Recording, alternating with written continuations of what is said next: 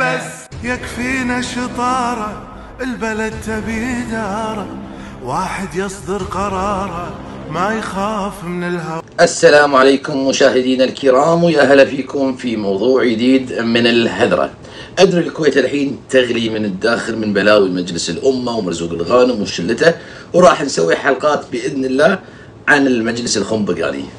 وأيضا الكويت تتعرض لمشاكل خارجية وايد، مشاكل اقتصادية، وتشربكت الكويت بقضايا فساد دولية، وراح تصير عقوبات للأسف على الكويت لأمور وايد، مثل عندك الصندوق الماليزي وأرض الشيخ خالد الجراح اللي في أمريكا، والحين في مشاكل مع بنوك بنما وغسيل أموال. والمفروض إني أنا أركز على هالمواضيع، ولكن الناس اللي تسببت بغربتي وهجرتي ما لازم أغفل عنهم. عشان كذي موضوع اليوم يمكن مو وقته، بس ضروري تسمعونه.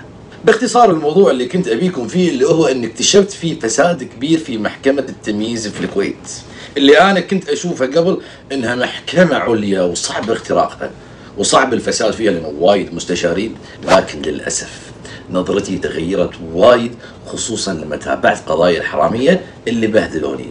الأمراض من زمان وأنا أقول لكم أن القضاء في الكويت في فساد للنخاع، واكتشفت ان محكمة التمييز انضمت الى هذا الفساد. يعني ما بقى احد بالكويت مو مرتشي للاسف، الاغلبية خلينا نقول. واللي صار في قضية KGL اكبر دليل على كلامي. بتقولوا لي خلاص زهقنا من شركة KGL، تكفى يا مصعب بس خلاص، مو مشكلة. بس لو تركزون شوي معي بتعرفون ان هذا الموضوع يخص الكويت ويخصكم، وما لي اي مصلحة فيه. وعشان كذي لازم تسمعون مني هالكلمتين، حلقة مو طويلة لأن شيء مهم. وليش حقه أنا طالع لكم اليوم وقاعد أصور من الصبح، معقولة بطلع عشان موضوع تافه؟ بعد ما تكلمت أنا شخصيا بمواقع التواصل من سنة 2012 عن بلاوي شركة KGL اللي مثل ما قلت لكم وهم تسببوا في غربتي وهجرتي في كندا. بعد ما هاجرت قامت مؤسسة المواني الكويتية ومديرها الشيخ يوسف العبد الله الصباح ورفعوا قضايا استيلاء أموال عامة ضد شركة KGL اللي مالكتها الروسية مارشا لازاريفا المنحاشة، اللي كانت ترش لي هذيل الناس اللي يسبوني يا المنحاش، صارت هي الحين منحاشة. سبحان الله، كما تدين تدان. واللي الحين عليها سجن تقريبا 29 سنة بقضايا اختلاس. طبعا حبيبها سعيد دشتي اللي الحين محبوس عليه أحكام 30 سنة، اللهم لا شماته. والمدير المالي السابق لمؤسسة المواني الكويتية عبد الله الشمالي اللي انحاش بجواز أخوه، راح المغرب يقول لك عنده قصر بالمغرب. هذيلا اتهموهم، يوسف العبد الله اتهمهم انهم هذيلا استولوا على مبالغ طافت 30 مليون دينار. وطبعا طلعوا الشيخ البط الصباح جابر العلي اللي كان مدير المواني يوم باقوا، يوم صارت البوقة بزمانه طلعوه من القضية زي الشعرة من العجينة. يبا هذا شيخ مو شيخ عادي، هذا يزور يبوق كيفه. مع اني سمعت انه مستلم 14 مليون حولهم على شركة من شركاته، ويقولون انه حول حق جابر المبارك رئيس الحكومة السابق ورابع ابتدائي كم مليون. وهالكلام مو انا اللي اقوله يا حبي انت، هذا الكلام ثابت بكشوفات الحساب اللي قدموها في النيابة العامة. بس النائب العام ضرار العسعوسي صبي من صبيان سعيد دشتي، وصبي عند الروسية ومضبطهم. يا من أشد قلت لكم شيء، وضرار العسعوسي راح تنضف الديرة. عاد هذا ذكي ما يخلي أحد يمسك عليه غلطة. المهم اللي ثابت بالنيابة واللي ثابت في محكمة أول درجة ان هذيلا مستولين على 30 مليون. قام حكم عليهم القاضي متعب العرضي 15 سنة على عبد الله الشمالي مال المواني، وسعيد دشتي 10 سنوات، وعلى الروسية مارشا لازاريفا. وطبعا بسرعة البرق حددوا جلسة الاستئناف عند منو؟ عند المرتشي أنور العنزي ومساعده اللي ما يفرق عنه المصري أحمد باضة، واللي كانوا السبب الرئيسي في هروب الروسية لما نزلوا كفالتها من 20 مليون إلى مليون. ومن يوم الحلوة من حاشة، وما فيكم شنب ولا بالداخلية الشنب يقدر يجيبها.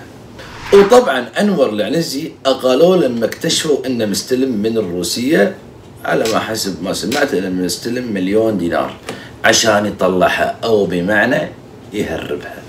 ومثل ما قلت لكم في الحلقات اللي طافت اللي القديمة يعني، ان بعض القضاة الفاسدين مو شرط يلعب بالحكم انه يخفض المدة او يلغي الحكم او يطلعهم براءة.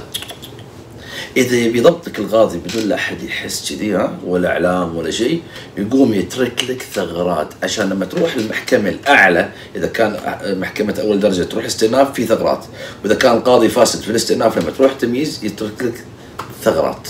عاد حزتها لما يحط لك ثغرات تقدر تلعب على براءتك وتلغي الحكم بسبب الثغرة اللي تركوها لك. هذا الوضع بالنسبة لقاضي الاستئناف المصري أحمد باضة. حط لهم كم ثغرة بالقانون عشان يقدرون يطلعون من القضية إذا راحت القضية إلى محكمة التمييز. فالحبيب شنو سوى أحمد باضة لما القضية عنده في محكمة الاستئناف؟ ما انتدب محامي حق سعيد دشتي، مع ان احنا عارفين مارشال زريف وسعيد دشتي اصحاب شركة KGL حاطين لستة محامين وابرز المحامين.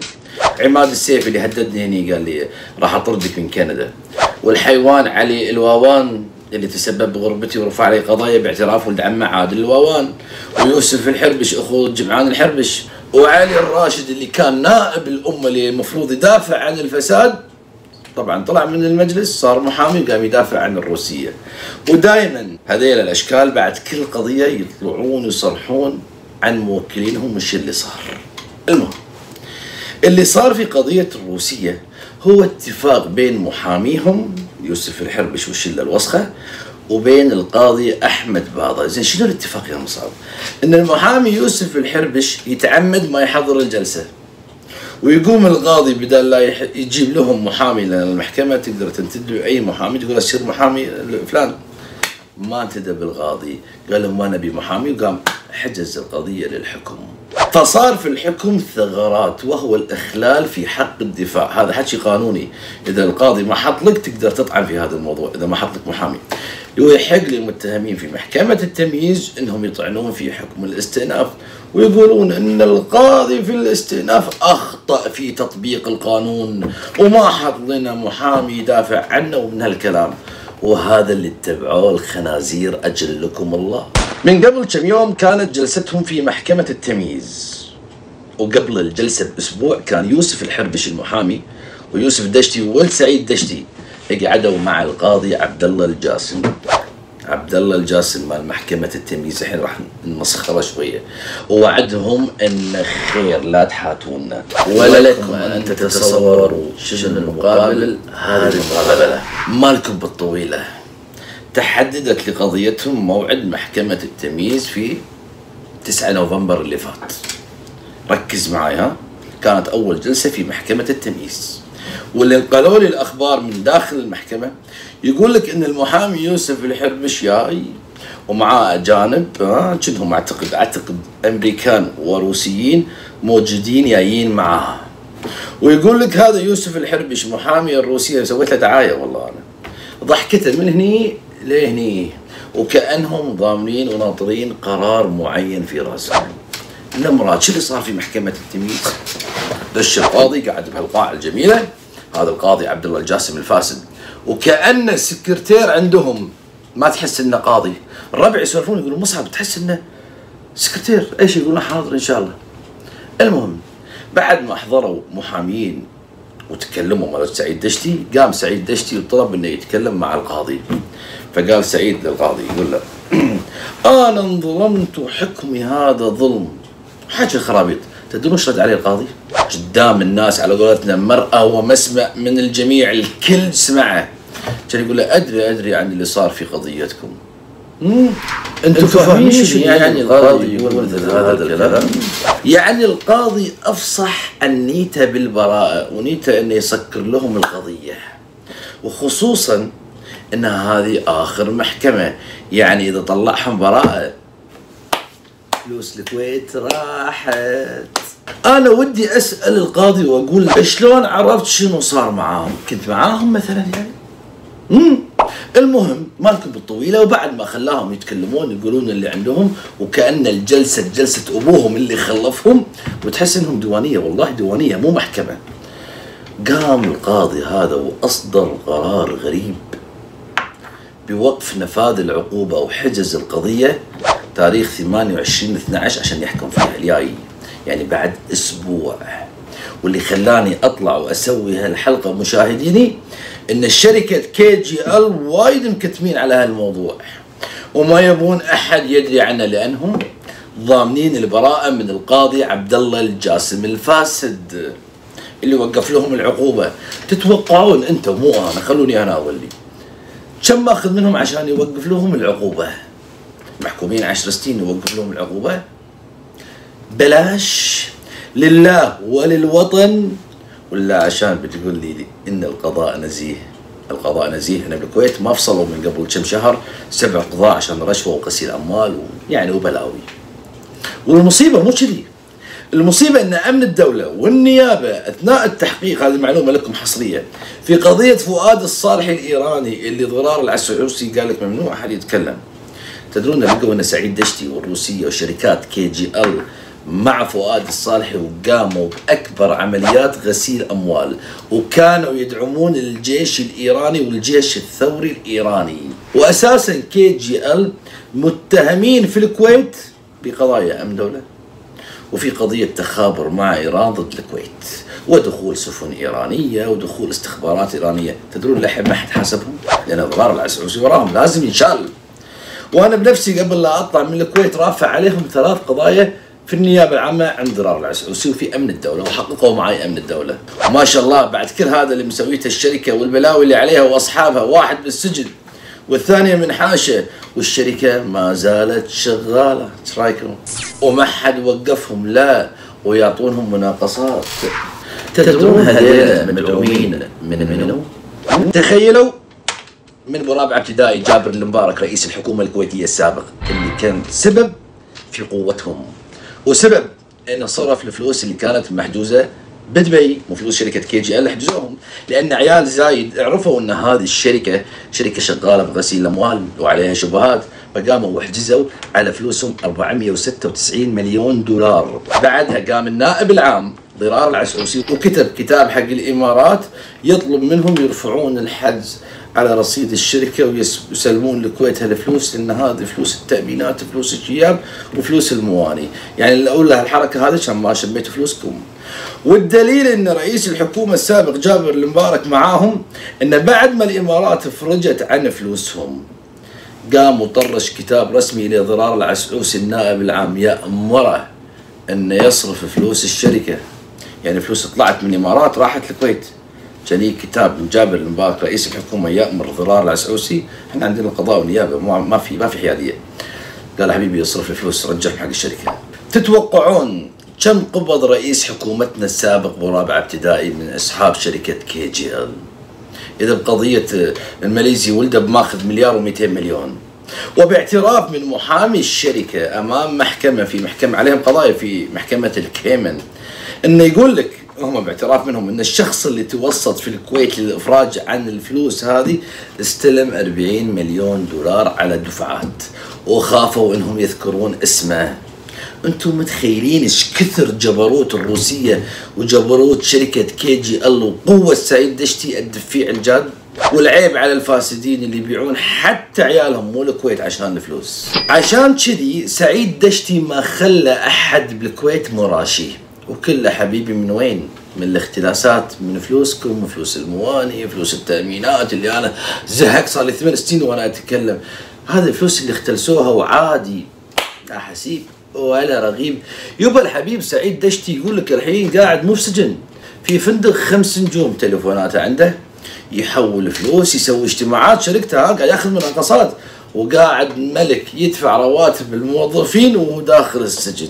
وحتى اللي بالسجن المدراء هذه انا مسؤول عن كلامي، والضباط سعيد دشتي يمشي لهم رواتب ياخذون فلوس منه. ومثل ما قلت لكم ان سعيد دشتي من المتهمين في قضايا فؤاد الصالحي ورشوة القضاء اللي وقفوهم عن العمل.